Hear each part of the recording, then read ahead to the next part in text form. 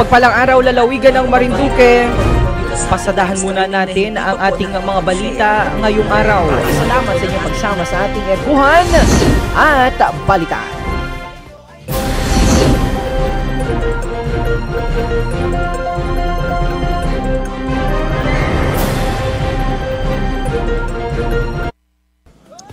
At sa punto pong ito, mga kababayan, mahal na may bahay, tinutog na namin, hamos at mag-ingay mula buwan. At sa punto pong ito, mga kababayan, ay atin pong makakapanayam ang atin pong butihing gobernador, Governor Melesio sa ilang update, development po sa settlement agreement sa pagitan naman po ng Barrick Gold at ng Provincial Government of Marinduque.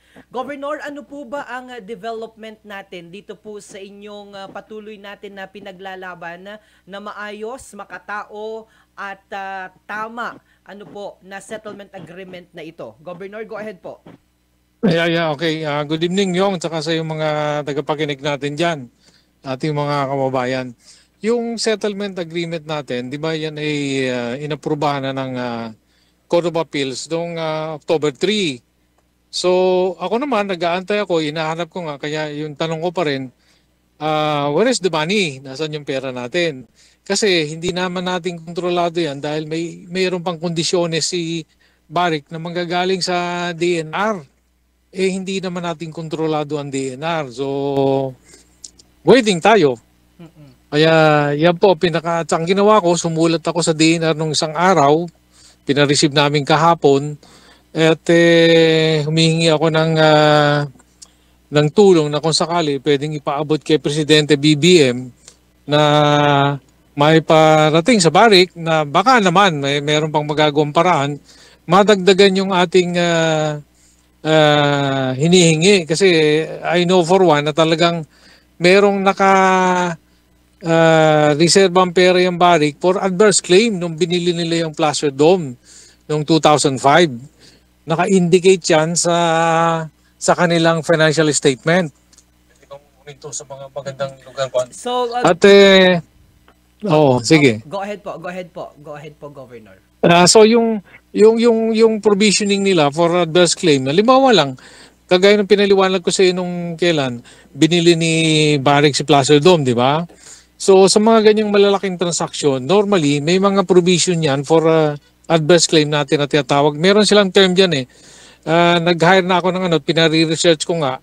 Yan sariling gasto na natin, pinare-research ko kung ano ba talaga yung naging transaksyon ng Placer Dome at ng Barrick. Magantay-antay lang tayo at baka makuha akong information, ibabato ko kaagad sa iyo. Okay. But for the meantime, na-late na nga tayo kasi dinesisyon na ni Court of Appeals at ang magagawa na lang natin nasa ano na ng DNR kung paano nila itutulak itong aking nire-request na kung pwede paabutin kay Presidente BBM. Iba yung nanggagaling sa Office of the President kung sakasakaling meron silang gustong iparating sa Barrick. Yun. Apo, I understand, Governor, na kayo po ay nagkaroon ng pagpupulong sa atin pong kalihim ng DENR. Ano po ba yung naging tugon o yung naging katugunan po sa inyo ng atin pong ng DENR tungkol po dun sa nilalabi nyo pa po, Governor? Okay.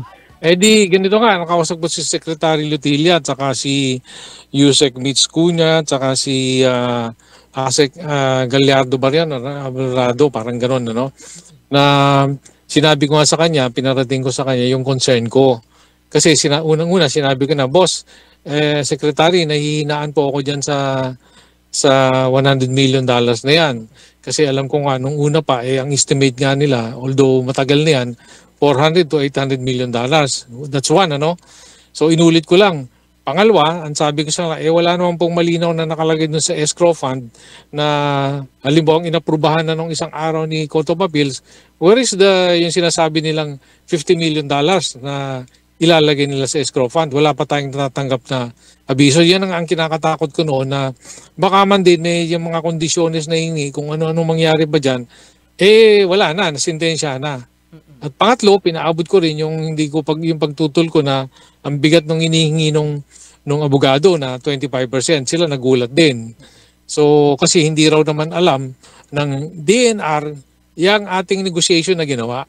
Yun ang sinabi nila sa akin eh. Nung nine-negotiate daw ang ating governor noon na nakaraang administration, hindi nila alam kung ano nangyari. So ano pong that's where we are. Ano pong tugon ng ating secretary? Aba, nung pinaabot ko sa kanya yan, sabi lang pag-aaralan pa nila. So imagine, di ba? Kasi may mga tawag dito, meron silang mga case briefing noon na ipapakita ko sa iyo, mas maganda yung talagang makikita mo kung anong case briefing nila. Okay.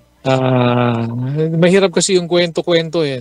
You know naman ang galaw ko yung pag wala akong hawak na dokumento, I would rather not say anything pag hindi ako nakakasiguro.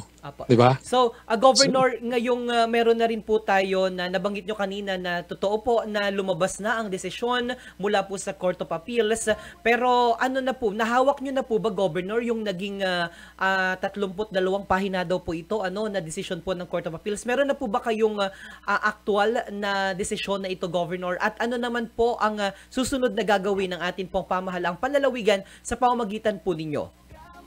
Okay, ganito yan, Actually, nung pang isang linggo, meron na dumating sa atin na kopya eh. Talaga namang ako'y nagulat at napakabilis ng desisyon ng Court of Appeals. October 3 kami nag-submit ng manifestation. Yung hapon na yon, meron na ring sagot si Court of Appeals. So, may hawak tayong yung decision nila at ang aking opinion siyempre pinadalhan na rin ng Court of Appeals ang DNR. Pero para makasiguro, binigyan ko na yung DNR ng kopya natin. Sabi ko, boss, ito na yung galing sa Court of Appeals. At yun nga, nabanggit nila sa akin na hindi sila kasali nung nagne-negotiate tayo. Hindi nila alam yung ginagawa natin. Parang ganun, to that effect. Okay. So ako naman, so yung tinatanong mo ko anong ginawa ko, total, wala na akong magagawa. Yan ay Court of Appeals unless na humabol tayo dun sa certiorari, pinag-aaralan kong mabuti ano magiging epekto, di ba? Kaya ang ginawa ko na lang, sabi ko paabot na lang natin kay Presidente. Kasi iba yung Office of the President ng kung sakasakali na bibitin ng ating issue at pwede namang may mangyari na sabi ko nga dun sa aming nilabas na may naglabas ng na manalangin na lang tayo na baka naman mapaboran tayo, then that will be good for us. Okay. So Governor, lumalabas na saan na po ngayon ang bola? Aba, wala na sa akin. Wala na sa atin. Okay. Nasa DNR. Yan ang tanong. Yan ang tanongin natin. Ito ngayon yung, di ba sinasabi ni Gov. Presby, ayos na yan eh. Ayos na yung settlement. Tanong, where is the money? Sige, yan ang tanong natin. Where is the money now? Ano pang gagawin natin? Yung kondisyones na hiningi ni Barrick, hindi ko na kontrolado, partner. At medyo mabigat. Mag-aantay lang. According... Hindi. Mag-aantay lang tayo.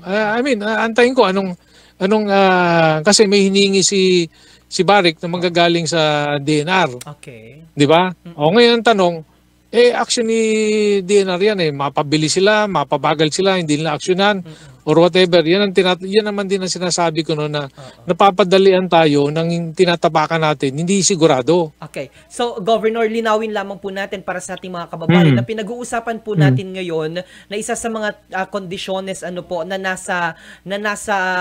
nasa bola, ang bola na ay nasa DNR. Ito po yung pagpapawalang bisa doon sa mga kaso na nakabinbin against Barrick Gold Corporation. Tama po ba, Governor? Maybe yung unang-una, sabi ko nga, hindi naman na ang sinabi ni DNR, hindi sila kasama dun sa pag-negotiate. Okay. Sa akin naman, ang tanong ko lang, basta ako concerned lang, sige, halimbawang yan ay yung settlement. Ang tanong, bumilang na tayo ng araw, ngayon ay ilang araw na nakakalipas, ang sabi lang nila kasi noon, 5 days lang daw. 5 days, yeah. Ang tanong natin yun, where is the money? Yan lang parating tatanong natin ngayon. Kayo na mag-dribble kasi ako, napagod na rin lang ako yung, alam mo, nung iniwanan ko yung kaso na yan way back, siyempre mabigat sa aking pakiramdam na hindi natapos Tapos sinabi pa nga nila na natalo daw yung kaso. No, hindi.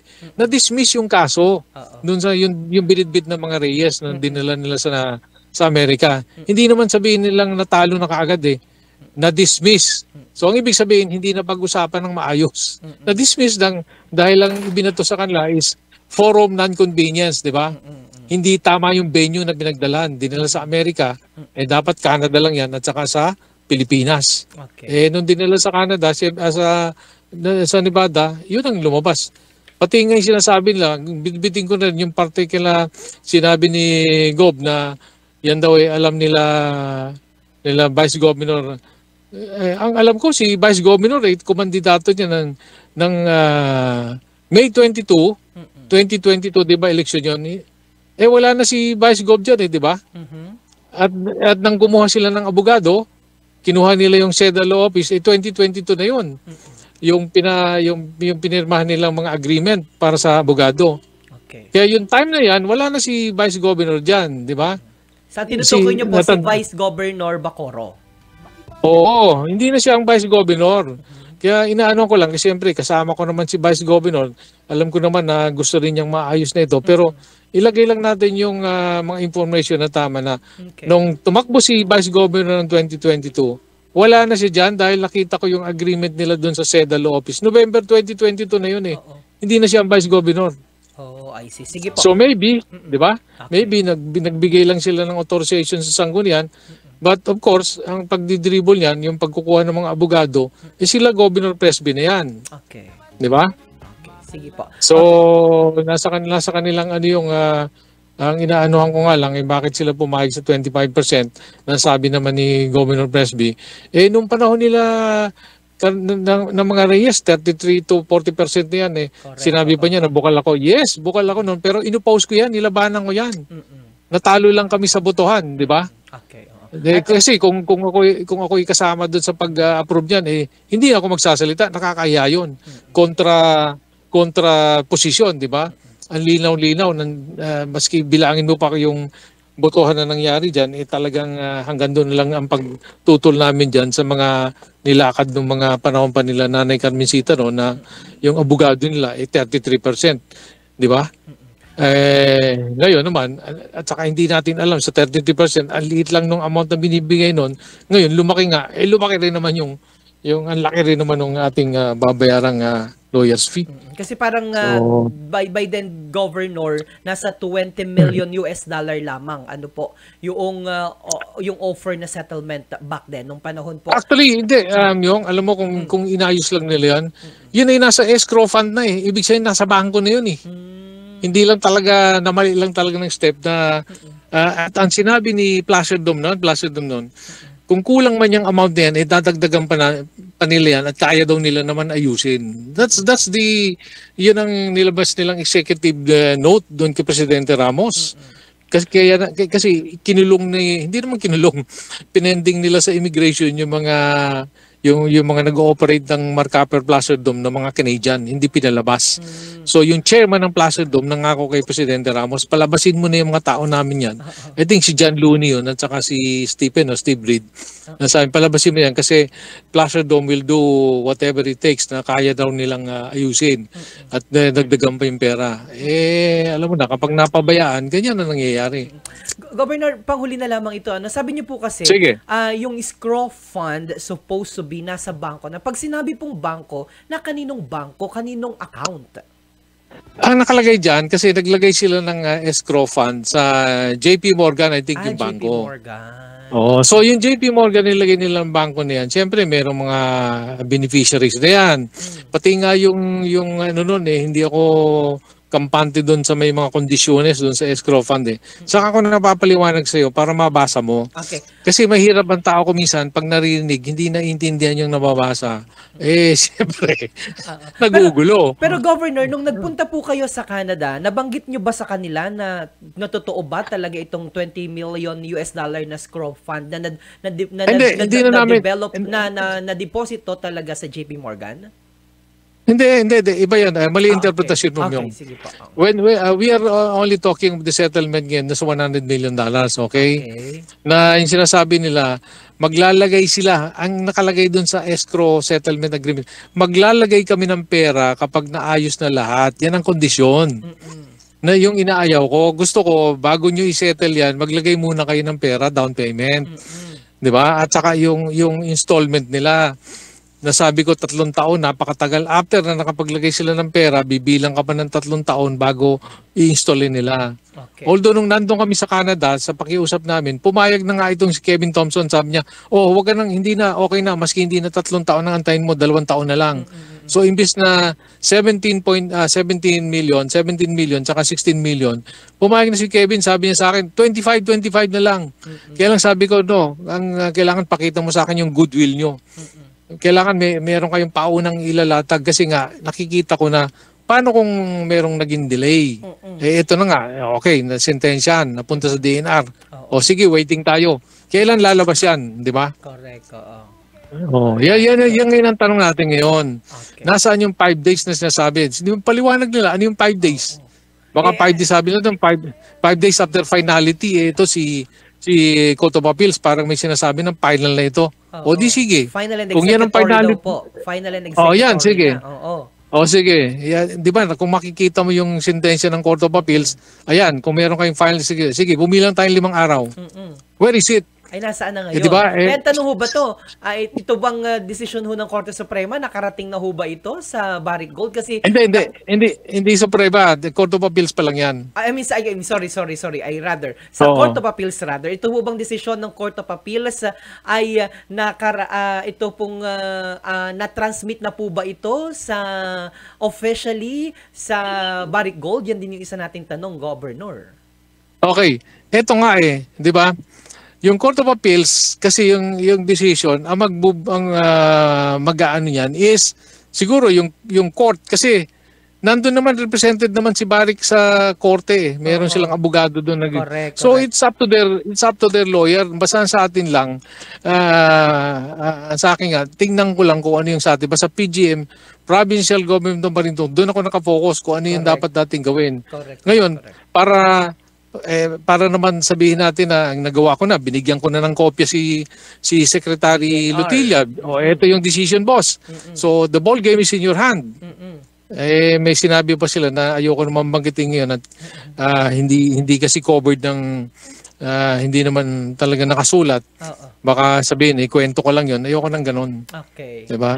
Alright. Nako. So, sige, Governor. Antabayan natin. Siguro talagang kailangan ho nating mag-ingay dyan. Governor, kailangan tayong mag-ingay para sa usapin na ito kasi para at least makalampag natin. Though sabi mo, mas maganda na magsalita ang ating mahal na Pangulong Ferdinand Bongbong Marcos Jr. para naman kapag siya ay pwede siguro yung ina-request nyo na mas mapataas pa. Ano pag nagkaroon na ng intervention ng ating Pangulo ng Republika?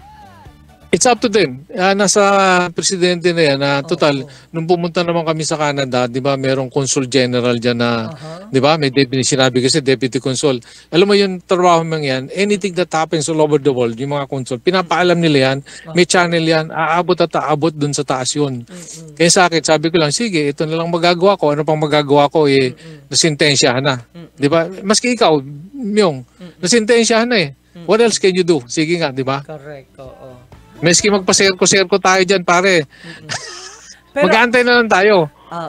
Correct. Pero at the end of the day, Governor, kailangan ito ng sama-samang pagtutulong-tulungan ng bawat isa ng provincial government, ng DENR, para at least kung ano man yung hinihingi, kung ano man yung mga kondisyones. Governor, isa na lang sa akin, yun bang mga kondisyones na hinihingi ay ng Barrick Gold, meron bang saklaw dito na dapat gawin ang provincial government?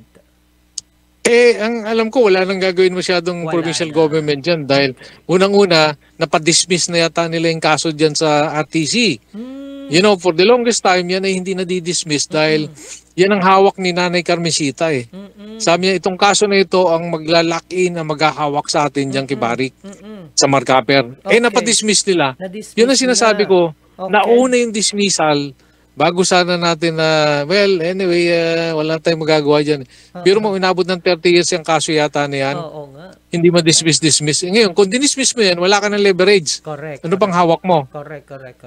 So, sasabihin nun, tanggapin mo na lamang kung anong ino-offer namin. Yung 100 million na yan, yan na yan. Nangihinayang naman ako kasi I'm confident na nung nagbilihan si Barrick, binili niya yung Plaza Dome, meron siya nakatabing pera for adverse claim. Hindi ko lang malaman yung tamang word but yun na nga, ano na ako na magre-research diyan na hanapin, alamin kung ano nangyari at my own expense mo nga, hindi na naka-charge sa probinsya, sarili ko ng pera yan. Oh. Yung ano ko na yan. For the record, Governor, na sariling pera mo na yung ginagastos para doon sa iba pang mga pagsasaliksik para na hanapin lang. Oo, kasi Oo. kung i-charge ko naman sa probinsya at walang mangyari, sabihin, nagkakasaya ka pa ng pera, pangit, di ba? Wow. O ngayon, kung may nangyari naman, okay, regalo ko na lang yung sayan yung. Diba? Regalo natin sa mga kababayan, lalong-lalo na yung mga... That's the point. Yun ang sinasabi ko na, ang inisip lang naman natin, yung mga kaigisin yung lahat dyan sa atin eh. Okay. So that's it. I mean, I'm sorry Myong kasi Governor, I have another meeting. I understand. Meron ka pang mga iba pa mga commitment. Kami dyan, sige. Pero bago tayo tuloy magtapos, Governor, mga mensahe lang po sa ating mga kababayan sapagkat medyo malakas na ho ang nararamdaman namin dito. Manakanakang buhos ng ulan, mga paalala para sa ating mga kababayan sa pagdating ng bagyong Ramil. Alright, mga kababayan, mag-ingat lang po kayo. Pero ang nasabihan ko na si Mr. John Fernandez, may protocol mo yan, nakahanda parati yung ating probinsya sa mga ganyan typhoon na dumadating. Pero sa ngayon, chinecheck ko nga. Sabi sa akin ni Mr. John Fernandez, wala pa naman tayo boss sa signal number 1. But the thing is, yung preventive measures natin, ginagawa na, naka-ready na. Correct. So, ingat lang at siyempre, kanya-kanyang pakiramdaman yan. Pag medyo tagilid-tagilid, mag-iingat na kayo, di ba?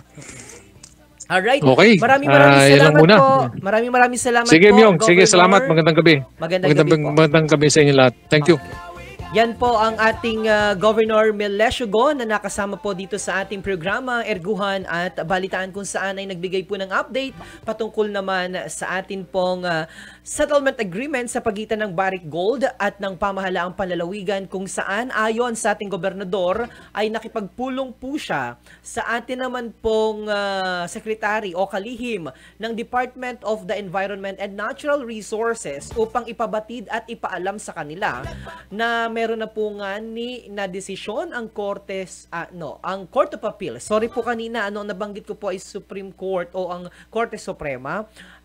I stand corrected. Ito po dapat ay ang Court of Appeals. At ayon sa atin pong gobernador, siya po ay nagtungo at nakipagpulong sa atin pong secretary ng DENR upang personal na iabot yun pong naging desisyon ng Court of Appeals at hiningi na rin at inabiso na rin sa kanya ang ilan pa sa mga kondisyones na gustong mangyari ng atin pong gobernador.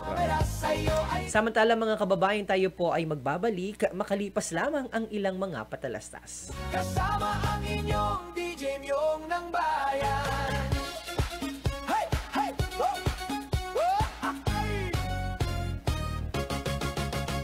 Ngayong araw nga di po ay nandinig sa Marinduque. Healthy habits para sa healthy Pilipinas. Galaw-galaw baka ma-stroke like